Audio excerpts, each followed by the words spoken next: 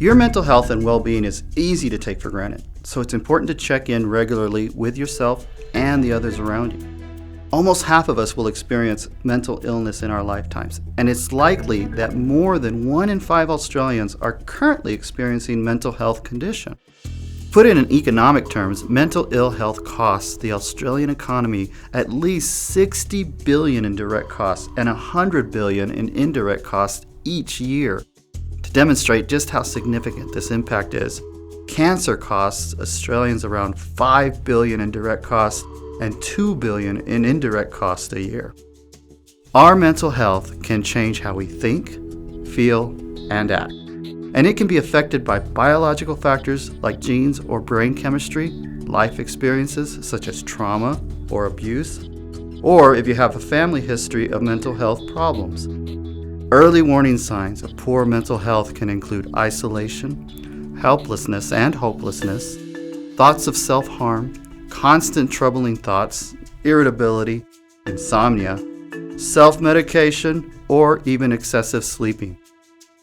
When gone unrecognized or untreated, mental health illness can lead to suicidal thoughts and self-harm.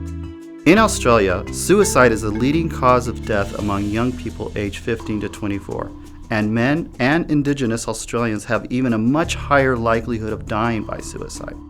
The thing to remember is suicide is preventable. We can all play our part in helping recognize the warning signs in ourselves and others. Asking about suicide is not dangerous, despite the myths that it can be harmful. You might be concerned that asking about suicide will plant the idea in someone's head. Rest assured, if someone is at risk, the thought likely already crossed their mind. If a person is experiencing suicidal ideation, talking about it will do more good than harm, as these thoughts do not go away by ignoring them. It is more often the case that a person avoids asking about suicide due to their own discomfort with the topic.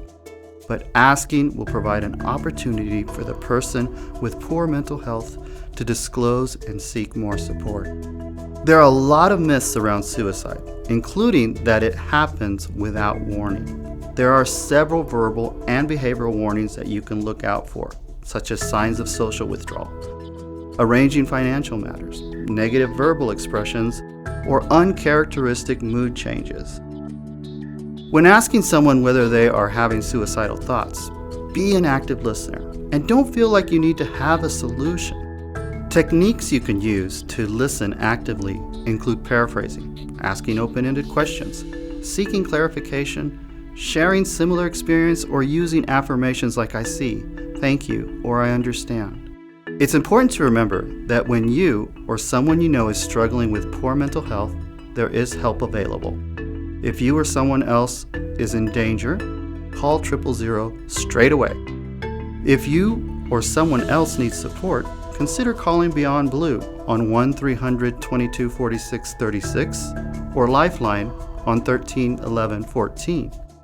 You can also speak to someone online or visit Mental Health Australia website for information on a range of services across Australia.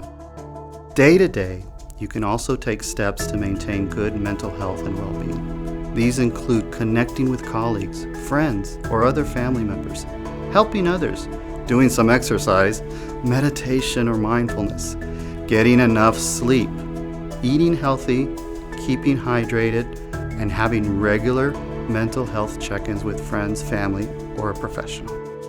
For more information, you can always talk to your GP or an on-site health professional.